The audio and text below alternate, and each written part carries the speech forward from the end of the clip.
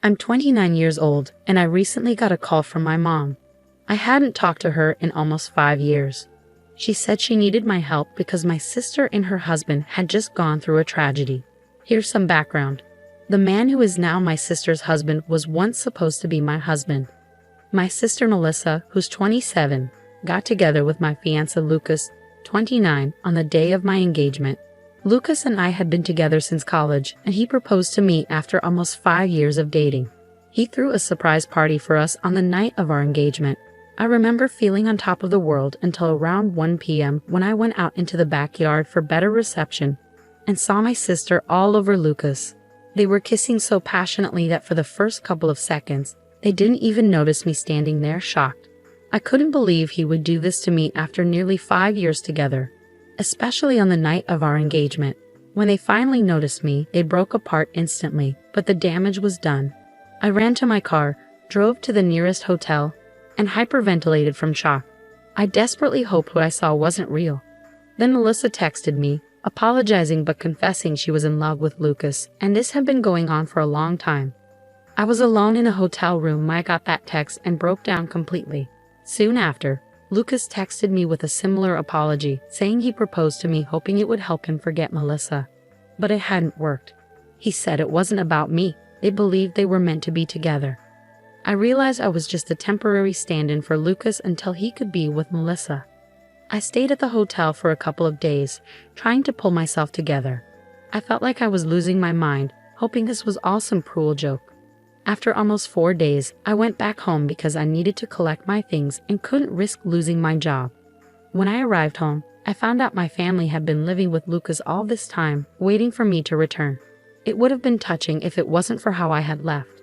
Everyone had been trying to reach me with texts while I was gone, but I hadn't responded to any of them. So when I finally returned, there was chaos. Everyone hugged me and told me how relieved they were to see me. Even Melissa came up to me, tears in her eyes, and hugged me tightly. I was too numb to react and stood there silently, while everyone surrounded me. Finally, after everyone had settled down, I cleared my throat and explained that I had returned only to pack my things and leave for good. Lucas had been silent until then, but when I mentioned moving out, he spoke up, saying he had already packed and planned to move in with Melissa now that everything was out in the open. To my surprise, my family, my parents, my aunt, and my dad's youngest sister were all smiling broadly despite the situation. Even though I couldn't see any reason to smile, they seemed happy. Melissa stood beside Lucas in an awkward hug, looking at me sadly but with a smile on her face. I couldn't bear it any longer. I asked my family why they were smiling. From my perspective, Melissa had just broken up my engagement and taken my boyfriend of nearly 5 years. There was nothing funny or sweet about what had happened. At that moment, my mother decided to speak up. She said they couldn't change the past but could accept the future, which now included Melissa and Lucas together. Even though the relationship started with betrayal, they felt sorry about it but believed it was for the best. Melissa apologized for taking Lucas from me and expressed regret that I found out this way. She explained they were deeply in love and wanted to be together forever. Then, right in front of me, they kissed, and my mother even wiped a tear from her eye. I couldn't hold back. I told them this wasn't a sentimental moment and their actions were disgusting. To my surprise, my family seemed annoyed with me. They accused me of being bratty and self-centered. Instead of being happy for Melissa, they said I was making everything about myself, and they didn't approve of my behavior. I was shocked by their attitude and immediately demanded everyone leave my house. I couldn't believe they were defending Melissa and Lucas while making me out to be the villain. They acted like my feelings were an overreaction. My father intervened, telling me to stop acting like a child and accept that these things happen. He wanted me to celebrate Melissa finding her soulmate instead of feeling jealous. Their behavior seemed insane to me, and I couldn't handle it anymore. So I decided to leave again without speaking to them or listening to their pleas. Even as they called after me, I kept going. I felt like there was nothing left to say because it was clear they cared more about Melissa's happiness than about me or what was right. They were so focused on justifying Melissa's actions that they forgot I was a person with real emotions. After that day, my family tried reaching out to me multiple times, but I chose not to respond because I didn't feel I owed them anything. A few weeks later, I even received an invitation to Melissa and Lucas's wedding, which I declined, of course. Many of our mutual friends also turned down the invitation in solidarity with me. Even some relatives who knew the truth stopped interacting with my family after seeing how they treated me. It's been 5 years now, and I've mostly cut them out of my life completely. They occasionally try to reconnect by sending me birthday or New Year wishes, but I always ignore them. I didn't block them, but I did remove them from my social media connections. Since my profiles are public, they can see what I'm doing, which is intentional. I want them to see that I'm living a great life and feel a pang of jealousy. It might be petty, but it's the least I can do after how they treated me. Until recently, I had little idea of what my family had been up to over the past few years. About 4 days ago, my mother called me from an unfamiliar number. When I recognized her voice, I almost hung up immediately, but she pleaded with me desperately for a chance to talk, saying they were in urgent need of help. Out of sheer humanity, I agreed to listen for a few minutes. She explained that Melissa and Lucas had started their own business a couple of years ago, but it was failing miserably. Investors were pulling out because of the lack of profit. They had borrowed more money in hopes of turning things around, but it only added to their debt. Now they were deeply in debt and facing pressure from loan sharks, employees, investors, and other creditors. My mother knew I lived a comfortable lifestyle and turned to me as a last resort, begging me to loan Melissa and Lucas money to pay off their debts. She asked for nearly $75,000. I questioned why Melissa hadn't asked me directly for help and why my mother was speaking for her. My mother explained that Melissa and Lucas didn't want her to approach me. They hadn't told me about their financial troubles because of our history from 5 years ago. Melissa wasn't ready to accept help from me, but my mother didn't know anyone else who could lend them such a large sum at short notice. A couple of months had passed and Melissa and Lucas were struggling to make ends meet, even for basic necessities. My parents and Lucas's family were doing their best to support them, but their resources were limited. Both families were retired and needed to secure their own futures, so giving away their savings wasn't feasible. With no other options left, my mother called me to ask for help. I could afford to help them financially, but I didn't want to. Melissa was right not to ask me directly after what happened between us. They forfeited any right to expect anything from me when they betrayed me. I told my mother firmly that I couldn't and wouldn't help them. She sounded hurt and argued that I was being heartless and needed to think about our family. I replied that Melissa and Lucas didn't consider me when they had their affair, and my family didn't consider my feelings while supporting them. So I saw no reason to consider them now either. I had worked really hard to get where I am today, and I wasn't going to just give away $75,000 to people who didn't deserve it. Then, my mom called and started crying, saying she never thought I'd become so selfish. She said my sister and her husband would be in big trouble if I didn't help them. I told her I couldn't help, and I hung up. Since then, my mom has been texting me nonstop, begging me to change my mind and think about my sister. She said it wasn't the time for revenge and that my sister was in serious trouble. She thinks I'll regret not helping her in the future. It's really stressful, and I don't know what to do because I don't want to be seen as the bad person. Am I wrong for not helping my sister financially after she stole my fiancé 5 years ago? Update. So I finally decided to block my family. I didn't do it sooner because I wanted them to see how well I was doing and maybe feel envious.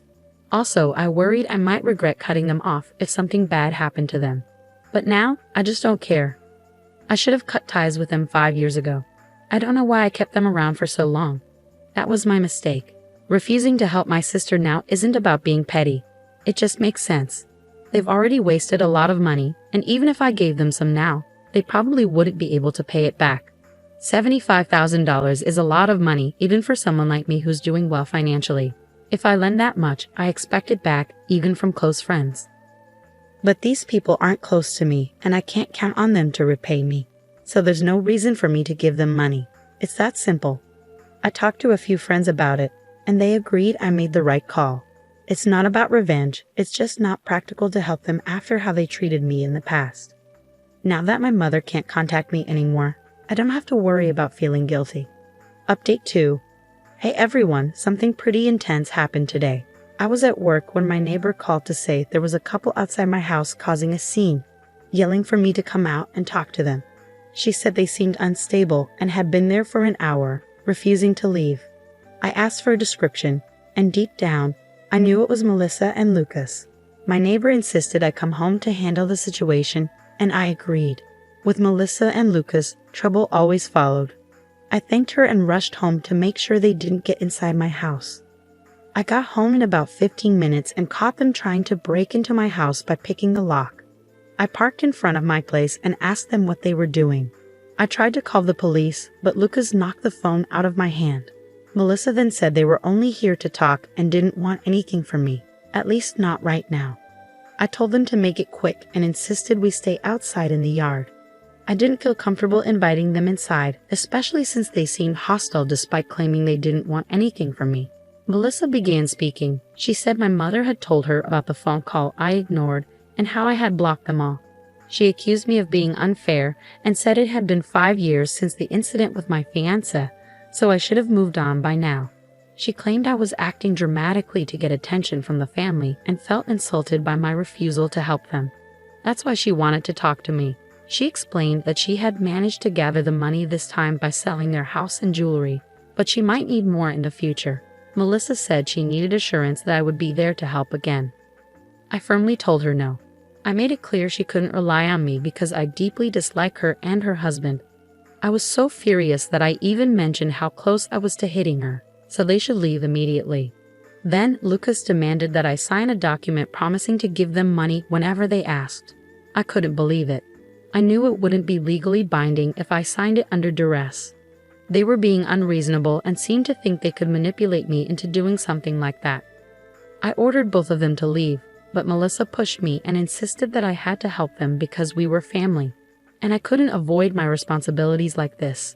I was shocked by her push, and I almost slapped her in response, but I managed to restrain myself because I knew it would only escalate things.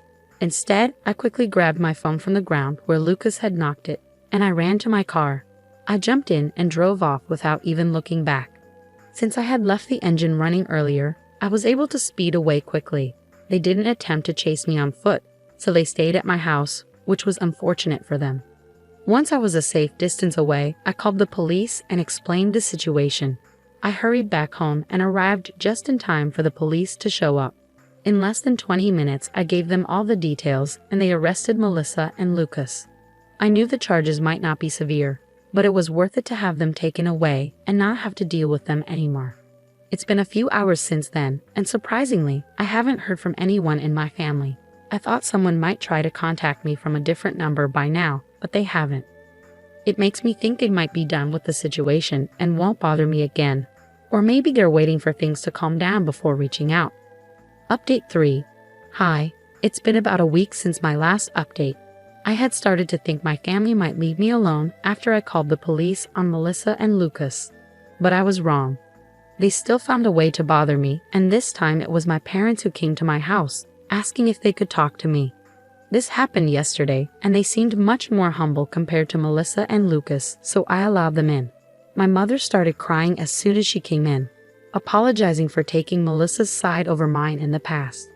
My father said that after hearing about Melissa and Lucas getting arrested for their actions, including pushing me, they couldn't see them the same way anymore. They decided to cut them off. My mother continued crying throughout her visit while my father apologized for siding with Melissa instead of me in the past. I thanked them for finally realizing their mistake, but I explained that it was too late to repair our relationship. I've grown accustomed to living life on my own terms, and I'm not willing to prioritize my family over myself anymore. I appreciated their visit and apology, but I couldn't promise to work on our relationship. They tried to argue that we could fix things if we tried, but the truth was I no longer wanted to try. I just wanted to focus on myself. They seemed disappointed but eventually left, asking if I could at least unblock them so we could stay in touch.